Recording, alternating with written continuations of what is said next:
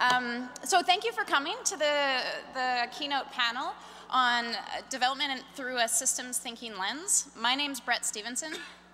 I've been with EWB for about 4 years now. I worked overseas in Malawi and ran the water and sanitation program. We have a couple of really great speakers for you tonight to talk about this topic.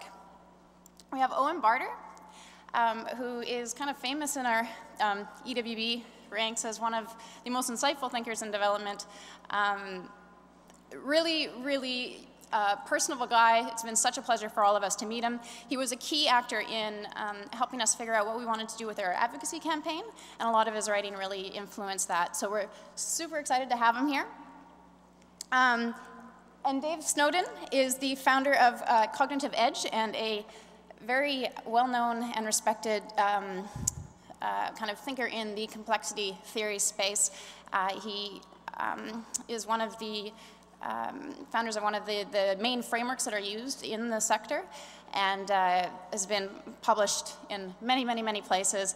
I have to admit, I don't always completely understand everything he's saying, but I hope that we'll have a lively and great discussion between them. So I'm particularly excited to be part of this panel. I think most people that know me know that probably every fifth sentence I say the word system or complexity. I even woke up my roommates in my hotel room last night dreaming about systems thinking. So this is something that I really love, and so I hope that we can get a lively debate going here. So before we get into the actual panel, I wanted to do just a little bit of framing to put this the panel in the context of the conference as a whole. So you might have noticed that there's an emerging theme at this conference around systems and complexity, and I wanted to talk a little bit about that. Development's been around for the last 50, 60 years, and throughout that time, our world has changed massively. We have all kinds of trends that are changing the way that people behave, the way they interact, the way they move, the way they get information, and this has huge implications on the way we function as a society. So, one big trend, urbanization, global food production, how much we consume and waste, and the consequences of our action are reaching beyond our local communities, which is obviously a very big deal for development. So this is a picture post-earthquake in Haiti.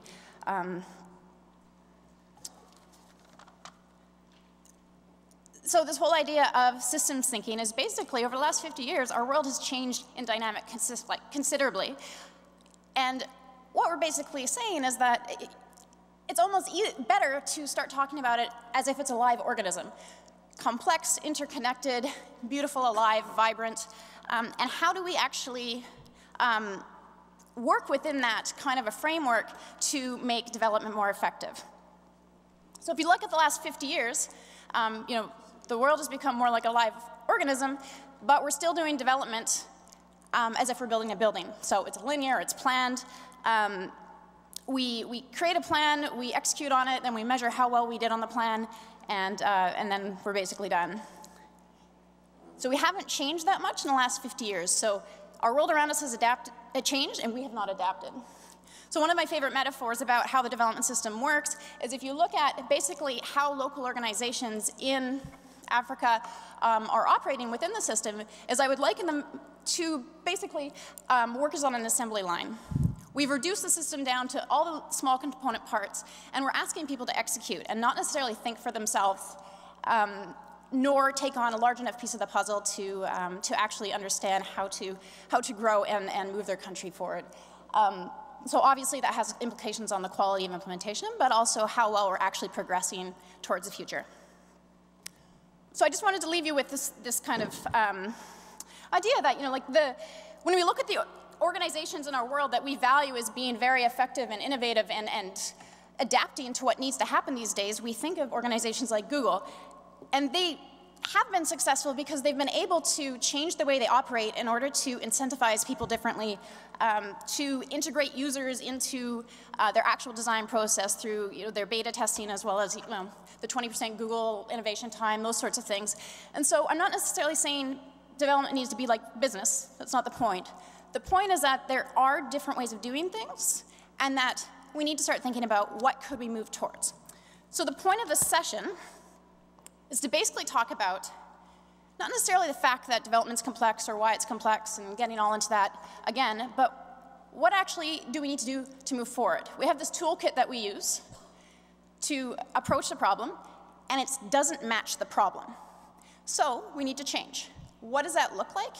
And one of the big things about systems theory and complexity theory is that it usually stays at the theoretical level, and it's hard to understand, and it's hard to operationalize. So I wanted to ask the speakers about how we actually move that gap closer together and start putting it into action in actual reality. So I think we'll start with Dave Snowden. He'll give a 10-minute talk, and then Owen will give a 10-minute talk, and then we'll open it up to discussion among us, and then a few questions from the audience.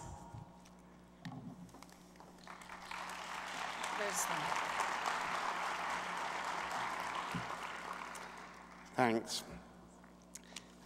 Just for anybody who's worried this, I'm not going to use slides. I haven't got an addiction to PowerPoint.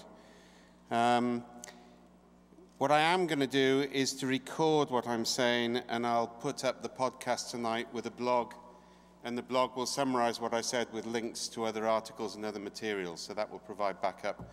It also means I can get away with speaking very quickly because you can always listen to it again, right? I want to start with a metaphor. One of the things which has plagued Western society, particularly in terms of management, and that comes into development, is an obsession with recipes. People want to be told what to do. And I want to make a key distinction now between recipe book users and chefs. If you actually employ a recipe book user to cook a meal for you, they'll first of all want to re-engineer your kitchen so it matches the environment in which they were taught. They'll then want all the ingredients arranged in little bowls, and then they'll follow the recipe, and they'll produce something which is competent but not particularly exciting. On the other hand, the chef will come into your kitchen, and whatever you happen to have in the fridge, they'll make a wonderful meal. The difference is the chef understands the principles of food. The recipe book user is just following rote. And we need more chefs in this business and fewer recipe book users. So I make no apology up front for starting off with some theory, because if you understand the theory, you can then apply it in radically different situations. So what I want to do is start off by talking about complex adaptive systems. I then want to move on from that to describe the three basic characteristics of complex systems management, the basic principles you apply, and then I want to go through three major implications for the development community to kind of like finish off, right? That should take about 10 minutes, maybe 15. In terms of complexity, the best way to understand this is we call them complex adaptive systems, as Eric said this morning. They're complex, they're many connected. They're adaptive, they change based on what's going on. Yeah, and they're systems because they're connected, all right? So that's very simple, but we can make it simpler. And what I want to do is to define things in terms of three types of system: ordered systems, chaotic systems, and complex systems. And I want to do that by defining the difference between the nature of constraints within those systems. I'll make it simpler with a story in a minute. I should say, by the way, that my first degree is a joint honours in physics and philosophy. That's given me a philosopher's delight of argument and a physicist's contempt for social science, and you'll start to see that coming through in the sort of things I talk about. So let's talk about three types of system. If I have a system where the nature of the constraints, the restrictions on agents, and agents can be people or ideas or groups, be flexible on that. If the nature of the system is such that the agent behavior is fully constrained, then it's fully predictable. And that's where you can use ordered systems techniques. Things like process re-engineering. If anybody's come across something I fondly call Six Sigma, otherwise known as Six Sigma, business process re-engineering with the worst aspects of Bible Belt fundamentalism added onto it for good measure. The high priests have different colored belts, and if they have a black one, they're exempt from ordinary duties. Yeah? These methods work for highly ordered systems, and if you look at 3M, to take a classic example, They removed Six Sigma entirely from research and development because it was destroying their capacity to innovate. And the danger is if you manage a non-ordered system as if it was ordered, things go badly wrong. So nothing wrong with rigid process-based approaches for ordered systems because the constraints are high. In a chaotic system, and I'm using this in the mathematical sense, all behavior is random, there are no constraints. And again, that's not too difficult because we can handle that with statistics and probability theory. Complex adaptive systems, on the other hand, we've only understood for about 50 or 60 years, and they're the ones where the nature of the constraints are such that the agents are partially restrained, but then the agents, as they interact with the system, modify the system. So the agents and the system co-evolve, which actually means they're inherently unpredictable. A key thing to understand about a complex adaptive system is you can't predict the future. The danger is they're retrospectively coherent. So when you look backwards, they look like they're ordered because now you see causal relationships, but the reality is that hindsight doesn't lead to foresight. Now let's make it simpler with a metaphor.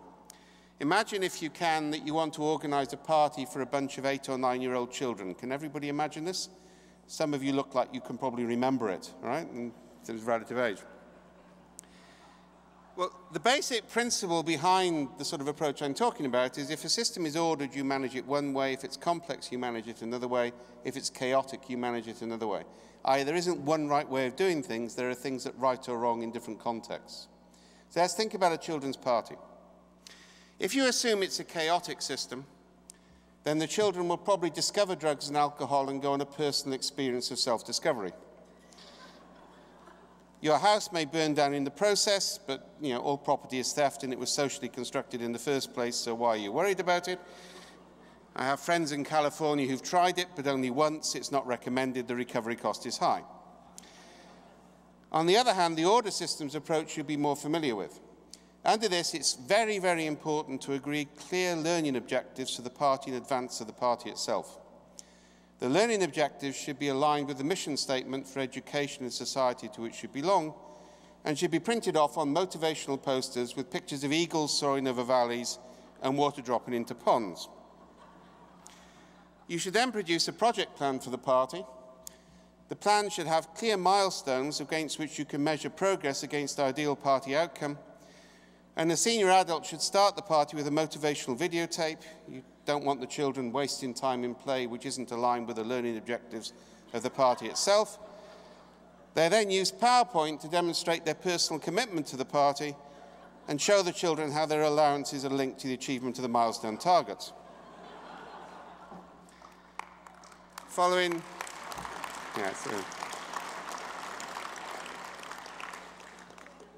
the completion of the party, which of course has been highly successful because you planned it properly, you conduct an after-action review, update your best practice database on party management and mandate future process improvements.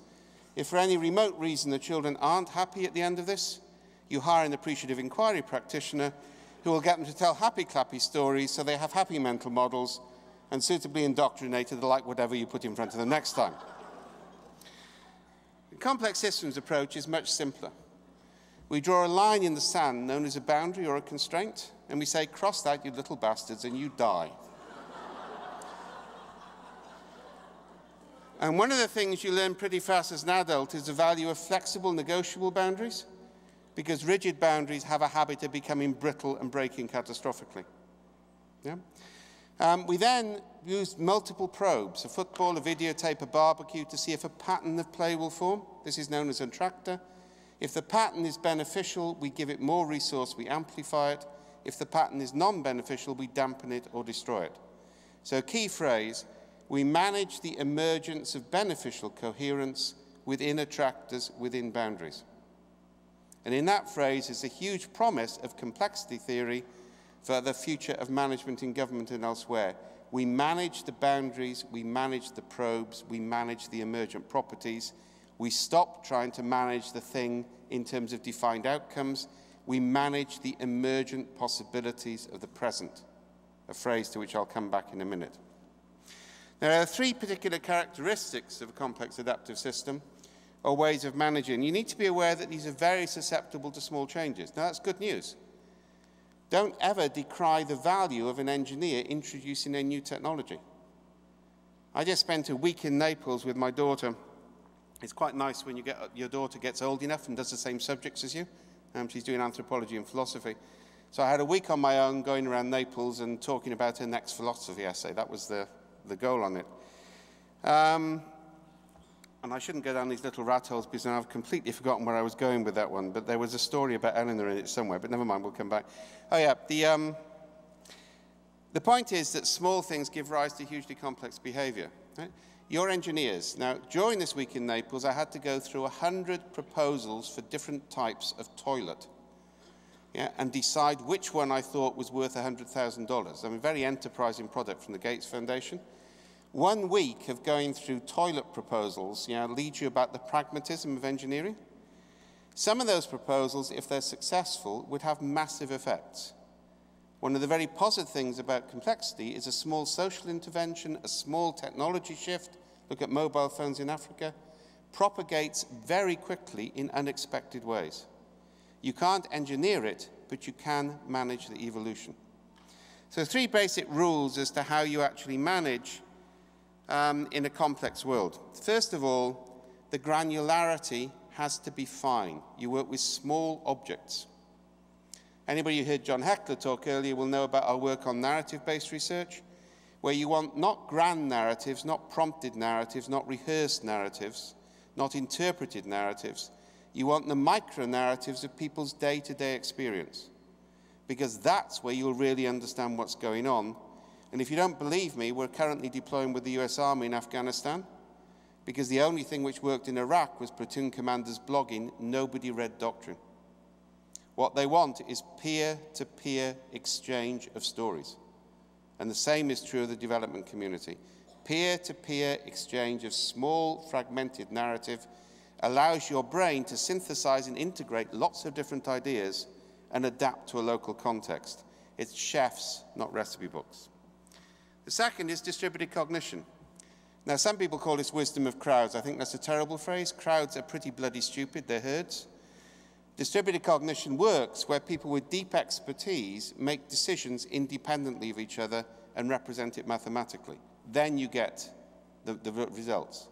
With modern technology, with mobile phones, with the internet, with all the sort of various techniques which are available, it's very easy to do whole-of-subject integration in decision-making. And that gives you an ability in a complex system. You can't see everything. By engaging the people in the sensory process, you can get somewhere. And finally, disintermediation. Decision makers need to have direct contact with the raw data. Remember the Google presentation this morning? The ability to sense through a visualization and go directly from the visualization to the raw data. We did a project in Pakistan recently, 3,000 stories gathered in 2 days, including 1,000 from the refugee camps, 6,000 from the UK, which was the parallel experiment, 2,000 in Mexico, self-interpreted at the point of origin by the people who told the stories, with the actual report on the desk of the sponsor within 1 day. Those micro-narratives tell us far more about what is going on culturally than any analyst looking at the situation. And we can represent all of that in a 3-dimensional landscape, in which the hollows represent stable beliefs patterns, the peaks represent opportunities for change. And somebody can click on that model and go directly to the raw story without any interpretation. Absolutely key for managing a complex system.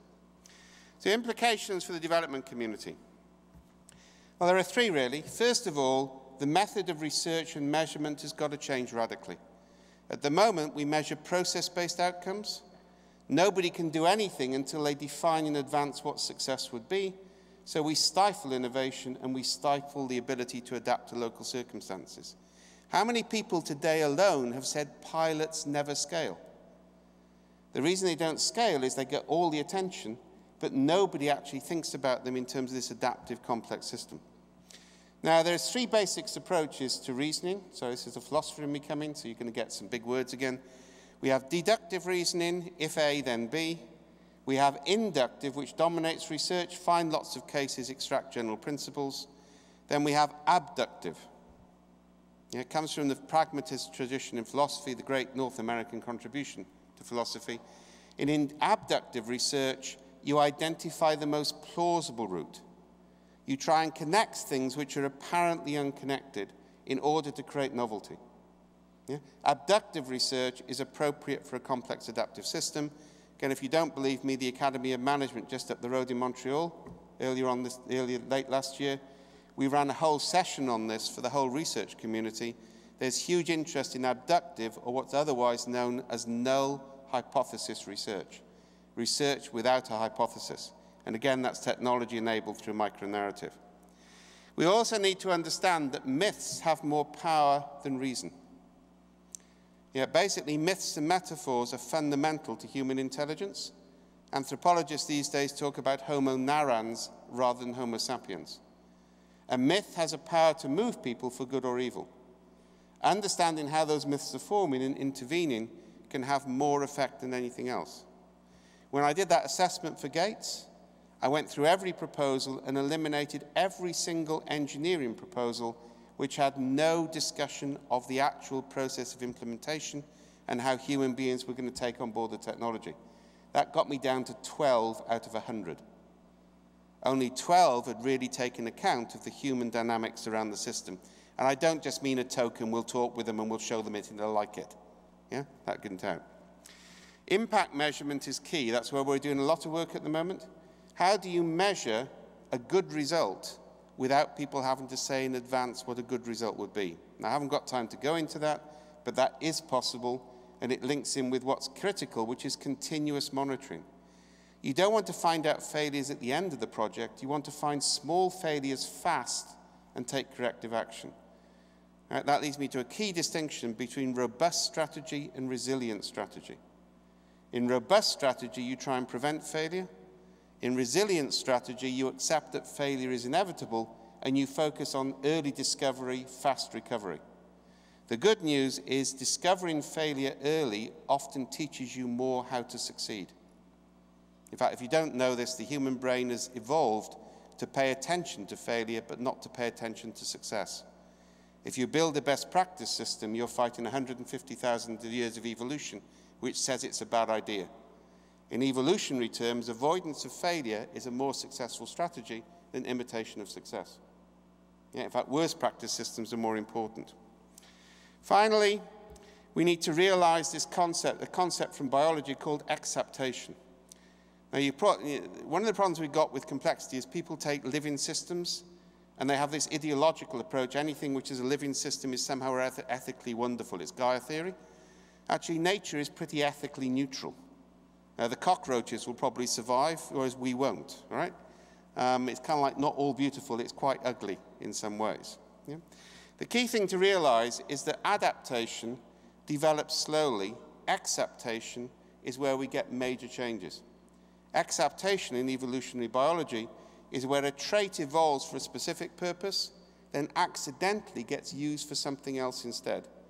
And that's where you get major breakthroughs. Creating ecologies around development projects which actually allow for acceptation and fast response is more successful than adaptive, slow, linear processes. The basic theory's there. What we need to start to do is to apply the practice. So a couple of contrasts with you. I've done one already. Robustness against resilience. Just to give you a metaphor on that, or a real example, people in Gloucestershire area of the UK over the last few years have been building houses on glebes and water meadows. It sounded very romantic in the estate agents' literature. With global warming, they've now discovered why they're called water meadows. Yeah? As a result of which, a lot of the houses are now uninsurable. So people have gone back to 18th century design. 18th century houses in the area have stone floors and stone walls and no waterproof membrane under the floor. It's all about allowing water to drain out quickly. And they have hooks in the ceiling beams so you can throw ropes under your furniture and haul it up. So when the water comes through, it isn't damaged. So now we're redesigning houses with better soil composition, no damp-proof course, no plaster on the walls, keeping it as stone, and the electricity comes in waterproof cables to the top of the house and then is distributed down rather than be distributed up with breaker circuits. And yes, there are hooks with pulley systems in the roof because we don't have enough neighbours and we're not strong enough to lift the furniture up anymore, so it's electric. but basically so you can haul your furniture up. Now, you may sound that silly, but that is architecting for resilience rather than trying to design for robustness. So take that as a metaphor across into what you're going to do. The other distinction is between exploration and exploitation. If the system is complex, you explore. If the system is ordered, you exploit. It's key to shift things from complexity to complicated. This is what a lot of people in complexity don't get. They think everything is complex, you should keep it that way. Actually, one of the roles of an engineer is to take a complex idea and make it complicated. Because when you make it complicated, you can engineer a solution. There's nothing wrong with that distinction. Exploration and exploitation. A big difference as well between efficiency and effectiveness. We've over-focused on efficiency at the cost of effectiveness. If you don't know this, actually, and Boassa and myself are doing work on this in the moment, is producing a measurable level of inefficiency that a system needs in order that it can be effective. Anybody in IT should know this. If you remove noise, you don't get clear signals. If you have noise, you get clear signals. If you don't have inefficiency in a system, you have no adaptive capacity to handle the changing context. So starting to shift the dialogue from efficiency to effectiveness is key. And finally and critically, and this is the really big distinction between complex adaptive systems thinking and systems thinking, they are different. Complex adaptive systems deals with the now. It's pragmatic. Systems thinking tends to define an idealistic future and try and close the gap. As I said at the start of this, become chefs, not recipe book users. Recognize that different systems require different decision models and different actions, but above all, manage the evolutionary potential of the present in engagement with your subjects. Don't try and define for them an idealistic future which neither you or they can achieve. Thank you very much for your time.